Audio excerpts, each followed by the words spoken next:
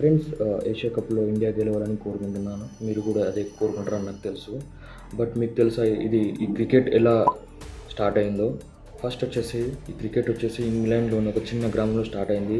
ఆ ఇయర్ వచ్చేసి 1797. అప్పట్లో చిన్నపిల్లలు ఆడేవారు. తర్వాత 1600ల సంవత్సరంలో పెద్దవాళ్ళు కూడా ఆడారు. ఎట్లా ఆడేవాళ్ళు అంటే డైరెక్ట్ చెట్టు కొమ్మలు యాజ్ ఎ బ్యాట్‌గా అండ్ రాళ్ళని బాల్‌గా వాడేవారు. అండ్ తర్వాత 1744 సంవత్సరంలో అసలైన రూల్స్ వచ్చాయి. తర్వాత ఈ ఆటని Britishers India and Australia, Caribbean దేశంలో ఫేమస్ చేసి పడేశారు. తర్వాత 1777వ సంవత్సరంలో ఫస్ట్ టెస్ట్ మ్యాచ్ జరిగింది ఆస్ట్రేలియా అండ్ ఇంగ్లాండ్ మధ్యలో.